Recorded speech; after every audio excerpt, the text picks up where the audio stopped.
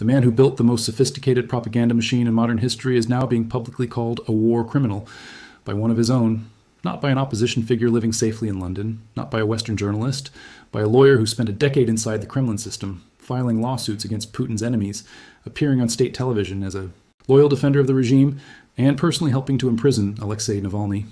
That man just posted a manifesto to his 90,000 followers on Telegram titled 5 Reasons Why I Stopped Supporting Vladimir Putin. And what happened next tells you everything you need to know about where Russia is right now. On the night of March 18, 2026, Ilya Remeslo, 42 years old, a former member of the Kremlin's own advisory council, a man whose legal career was built entirely on serving the interests of Putin's government, published something that Russians are legally prohibited from saying. He called Putin illegitimate. He called the war in Ukraine a failure. He said Putin had wrecked Russia's economy, stolen from its people, and waged a war solely for his own ego complexes. A war in which, he noted bitterly, Putin's own children and relatives do not participate. And then came the words that no one inside Russia's power system had ever dared say publicly before: Vladimir Putin must resign and be prosecuted as a war criminal and a thief. Within hours, Russian authorities did what they always do with dissent. They did not arrest him. That would make him a martyr too visibly. Instead, they did something more chilling. They placed Remeslo in a psychiatric hospital in St. Petersburg. This is a tactic with deep Soviet roots, the use of forced psychiatric detention to discredit critics by labeling them insane rather than dangerous. The message was clear: only a madman would say these things. But what happened next was not what the Kremlin expected. 30 days later, Remeslo walked out of that hospital and immediately told the Washington Post, "I said from the beginning that I'm not going to stop. I decided that this is the work of my life." He said the scale of dissatisfaction inside Russia's elite is colossal. He said that part of the system is already starting to work against Putin. And then he said something that should have dominated every front page in the world. It's essentially similar to what happened at the end of the Soviet Union, when people hated the Communist Party and did everything for it to end. Putin's Russia will follow the same path. To understand why someone like Remeslo would say this, would risk a psychiatric hospital, would risk prison, would risk everything he spent a decade building, you have to understand what is happening inside Russia right now, not the version Russia shows its own people on state television, the version visible in the economic data, in the polling numbers, in the cracks spreading through the system that Putin built. Because the picture those numbers paint is not of a country winning a war. It is the picture of a country quietly suffocating under the weight of a war it cannot afford, led by a man an increasing number of Russians are beginning to suspect cannot end it. Start with the economy. In 2023 and 2024, Russia's GDP grew at over 4%, the kind of growth rate not seen in the previous decade. Western analysts who predicted immediate economic collapse were embarrassed. Russian state media crowed. Putin pointed to the growth numbers as proof that sanctions had failed, that Russia was resilient, that the West had miscalculated. What those analysts and that state media did not emphasize was the reason for that growth. Russia had essentially put its entire economy on a wartime footing. The government was spending money it did not have on weapons, salaries for soldiers, and defense contracts. That spending flooded into the economy as demand, and the GDP numbers reflected it. It was not sustainable growth. It was a sugar rush, and by 2025, the crash had arrived. GDP growth in the first quarter of 2025 fell to 1.4%. By the second quarter, it was 1.1%. By the third quarter, it had dropped to just 0.6%. Russia's own central bank projected growth of between 0.5 and 1% for the full year. The IMF forecast 0.6%. The World Bank noted that GDP in the first 3 quarters of 2025 did not exceed the level recorded in the final quarter of 2024, meaning the economy had, in practical terms, stopped growing. Then, in the first quarter of 2026, Russian GDP fell by 0.3% compared to the same period a year earlier. A contraction. Putin acknowledged it to officials, explaining it as a calendar issue. Fewer working days in January and February. But even Putin himself then admitted that the calendar was not the real explanation. The real explanation is that Russia's economy is exhausted by the war. Its labor, financial, and material reserves running out one by one. The interest rate story is perhaps the most revealing single indicator of how desperate Russia's economic situation has become. To fight wartime inflation, driven by the government's own reckless spending, Russia's central bank raised its key interest rate to 21%. Not a typo, 21%, the highest rate in decades. At that level, borrowing money for a business becomes financially ruinous. Mortgages become unaffordable. Small and medium enterprises stop investing, stop expanding, stop hiring. the civilian economy does not just slow, it begins to die. By early 2026, the central bank had cut the rate to 14.5% through a series of cautious reductions, but the damage was already done. Businesses that spent 2023 and 2024 borrowing at double-digit rates to stay afloat were now struggling under the weight of those decisions. Lending activity collapsed. Consumer borrowing fell. The construction sector, which had been a key driver of the wartime growth period, entered decline. Meanwhile, the government that caused all this inflation was not reducing its spending. It was increasing. In March 2026 alone, federal budget spending reached 4.7 trillion rubles, 44% higher than March 2025. The federal budget deficit, in just the first 3 months of 2026, reached 4.6 trillion rubles, more than double the 1.9 trillion deficit from the same period in 2025. Defense and security spending now consumed roughly 40% of total federal expenditure, more than social programs, education, and healthcare combined. This is not a wartime adjustment. This is a structural transformation of Russia's public finances, one that has left almost nothing for the civilian economy. The Moscow Times described Russia's trajectory in blunt terms, sliding from managed cooling into outright stagnation, with any meaningful recovery unlikely before 2027 at the earliest. And the revenue side of that budget was collapsing at the same time as spending was rising. Oil and gas revenues, historically the backbone of the Russian state's finances, were projected in 2025 at 8.7 trillion rubles, well below the 10.9 trillion originally planned. Ukraine's drone strikes on Russian refineries and energy infrastructure had degraded oil output and export capacity. Western sanctions had capped the price Russia could receive for its crude. The current account surplus, the gap between what Russia earns and spends internationally, fell from over $49 billion in the first 3 quarters of 2024 to approximately $30 billion in the same period of 2025. To plug the gap, the government turned to tax hikes that would have been politically unthinkable before the war. Corporate income tax was raised from 20 to 25% in January 2025. Value-added tax was raised from 20 to 22% in January 2026. These are not small adjustments. These are the kind of emergency revenue measures that governments take when they are running out of options. Russians are feeling all of this directly. Only 41% of Russians said in February 2026 that their income was above the minimum subsistence level, a drop of 7 percentage points from the previous year. Household inflation expectations for the year ahead climbed to 13.7%, meaning Russians believe prices will continue to rise far faster than their wages.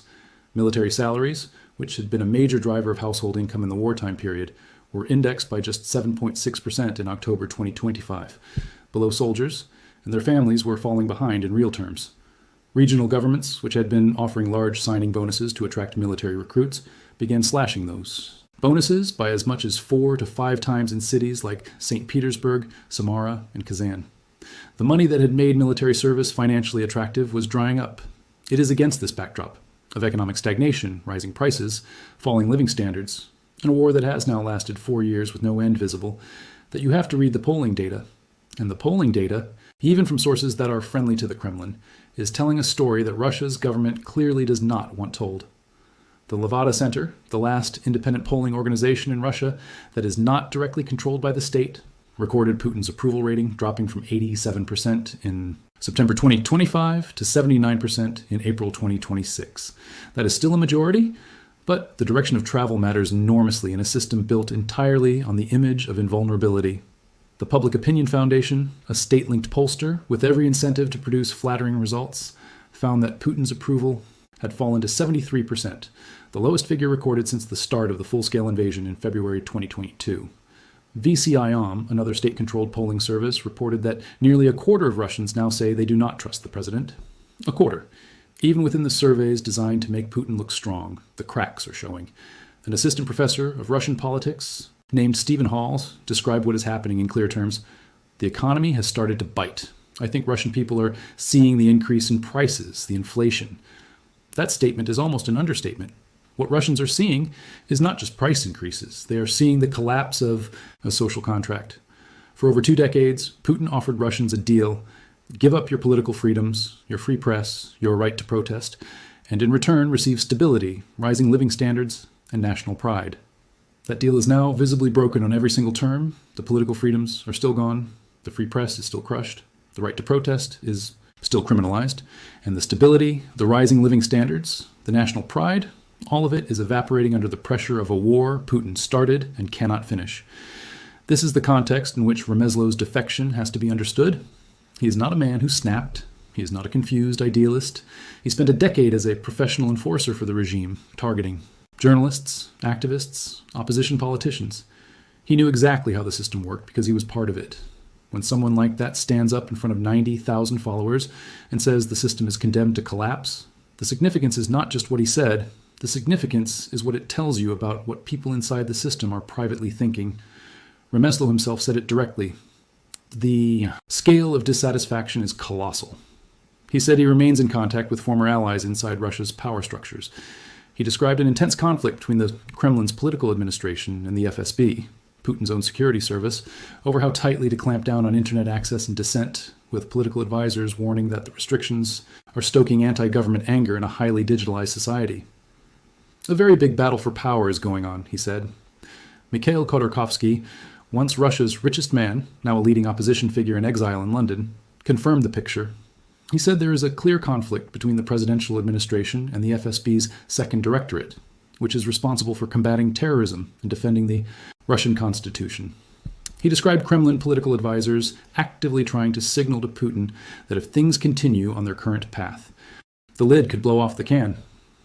The fact that Remeslo was released from the psychiatric hospital after 30 days, rather than disappeared into the prison system for years, as is typically the fate of regime critics in Russia, is itself a signal. Khodorkovsky suggested that factions within the Kremlin were protecting Remeslo, using him as a vehicle to send a message that the system itself was struggling to send through official channels. The internet crackdown Remeslo described in his manifesto is worth examining on its own terms, because it illuminates something important about the regime's current state of mind. Russia has been progressively strangling access to Western social media. Platforms and messaging services. Instagram is blocked. Facebook is blocked. Twitter is blocked. Remeslo claimed that Telegram, which became the dominant platform for Russians trying to access independent information, is already functionally blocked at 80% capacity, and that Russian authorities planned a full block.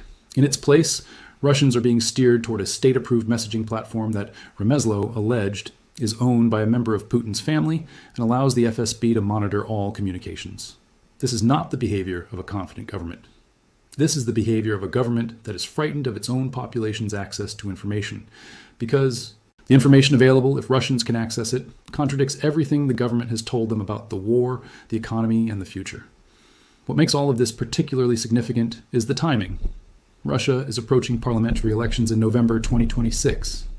Analysts who study the Kremlin note that the current internal tensions, the conflict between the presidential administration and the FSB, the defection of loyalists like Remeslo, the creeping poll numbers, evoke memories of the power struggles that preceded Boris Yeltsin's re-election in 1996.